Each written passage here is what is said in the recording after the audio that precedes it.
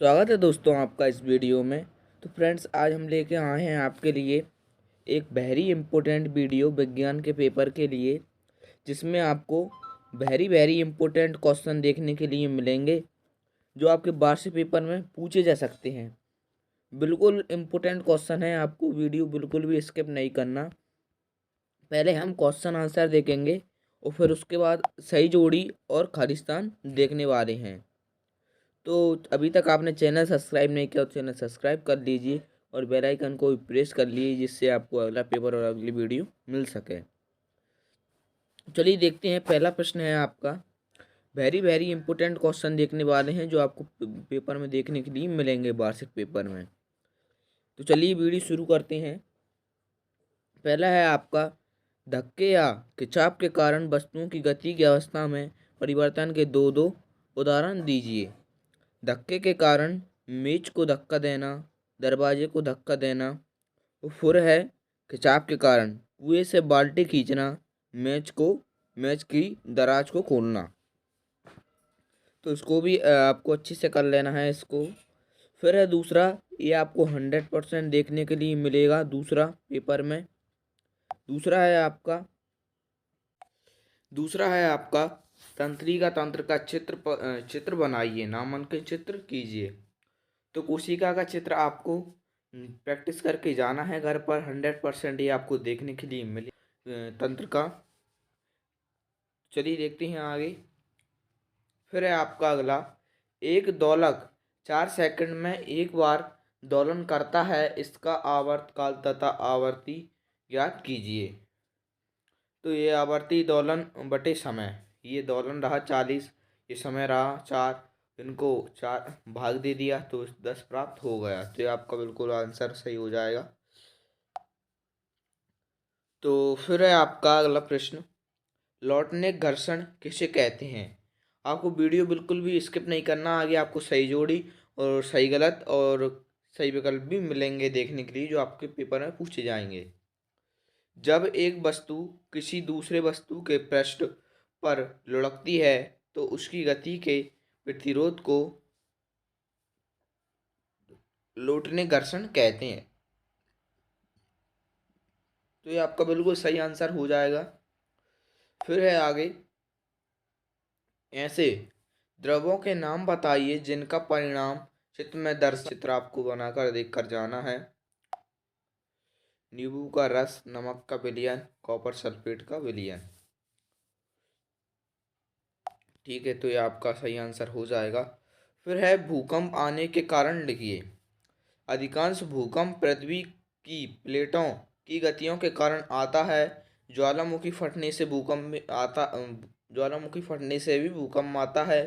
किसी उल्का पिंड के पृथ्वी से टकराने के कारण भी भूकंप आता है। फिर है भूमिगत नाभिकीय विस्फोट के कारण भी भूकंप आता है। तो 4 पॉइंट आप 4 पॉइंट आपको लिख देना है।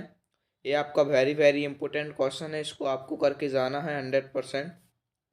फिर है आगे, तारामंडल किसे कहते हैं। किन्हीं दो तारामंडलों के नाम लिखो। तारामंडल तारों के समूह जो पहचानने योग्य विशेष आकृति बनाते हैं, उन्हें तारामंडल कहते हैं। दो तारामंडलों के नाम सप्तशीर्ष तारामंडल और ओरायन तारामंडल। तो ये आपको कर लेना है। फिर है अगला प्रश्न, नियमित व विसरित परावर्तन में क्या अंतर है। तो इसका आंसर देख लेते हैं। ये है अंतर, नियमित पर चिकने पृष्ठ पर होता है, यह परावर्तन विषम तथा अनियमित पर होता है। तो इसका आपका आंसर ये हो जाएगा। और दूसरे पहले का ये, दूसरे का ये हो जाएगा और दूसरे का भी ये अंतर वाला। परावर्तित किरणें समांतर होती हैं और परावर्तित किरणें असमांतर होती हैं। तो ये आपका बिल्कुल सही आंसर हो जाएगा पहला। फिर दूसरा, फिर है आगे, निम्नलिखित में अंतर स्पष्ट कीजिए। वन्य प्राणी उद्योग और जैव मंडलीय आरक्षित क्षेत्र, चिड़ियाघर एवं अभ्यारण्य, मोमबत्ती की ज्वाला का नामांकित चित्र बनाइए। ईंधन के ऊष्मीय मौन को किस मात्रक द्वारा प्रदर्शित करता है। एक आपका कोशिका वाला और मोमबत्ती वाला चित्र आपको 100% कर लेना है। इनमें से एक आपको देखने के लिए मिलेगा। फिर है आगे, विभिन्न गुणों के आधार पर धातुओं और एवं अधातुओं में अंतर स्पष्ट कीजिए। ये भी आपका पेपर में आने वाला है। यदि ये ना आए तो आप चैनल अनसब्सक्राइब कर देना और वीडियो को लाइक मत करना, शेयर मत करना, आप वीडियो भी मत देखना। फिर है यौवनावस्था के समय होने वाले शारीरिक परिवर्तनों की सूची बनाइए। तो ये भी आपको कर लेना है। फिर आती हैं आपकी सही जोड़ियाँ। पहला है अम्ल वर्षा।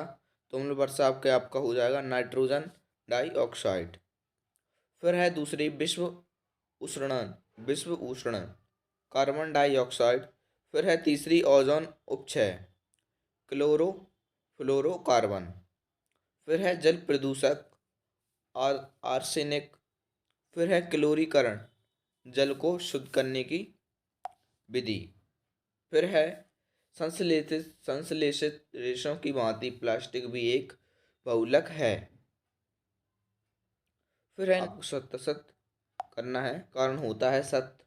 दूसरा भी खरपतवार हटाने की कटाई कहलाती है। खरपतवार हटाना कटाई कहलाती है या सत्य है। फिर है प्रदूषण।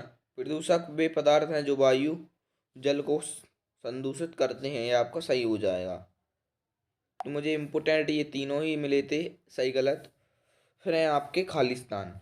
इनको आपको एक बार अच्छे से करके जाना है खालिस्तान को। पहला है अग्नाशय खालिस्तान हार्मोन का उत्पादक करता है, इंसुलिन। फिर है दूसरा निषेचित अंडा खालिस्तान कहलाता है, युग्मनज।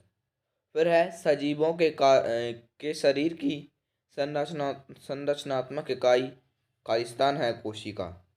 फिर है वह क्षेत्र जिसमें जंतु अपने प्राकृतिक आवास में संरक्षित होते हैं, वन्य जीव अभयारण्य कहलाता है। फिर है लकड़ी और कोयला जलने से वायु का प्रदूषण होता है। फिर है वाहनों के लिए सबसे कम प्रदूषित ईंधन सीएनजी है।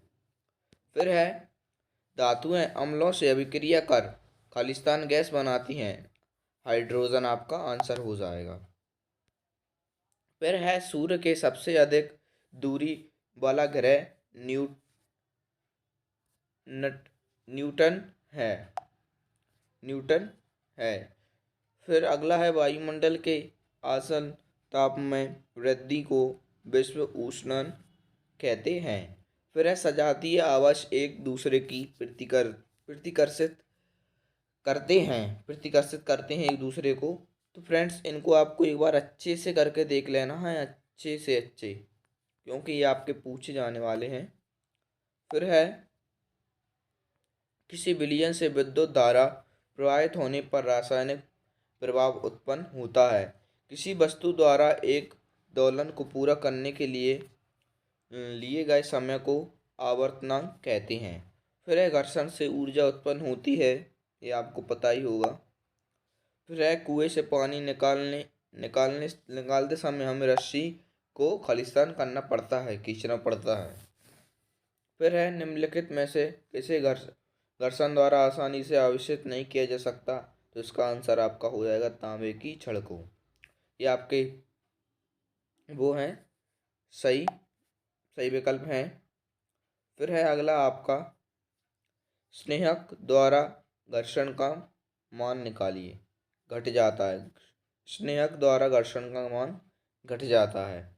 फिर है ध्वनि संचारित हो सकती है, ठोस गैस तथा द्रव तीनों में हो सकती है।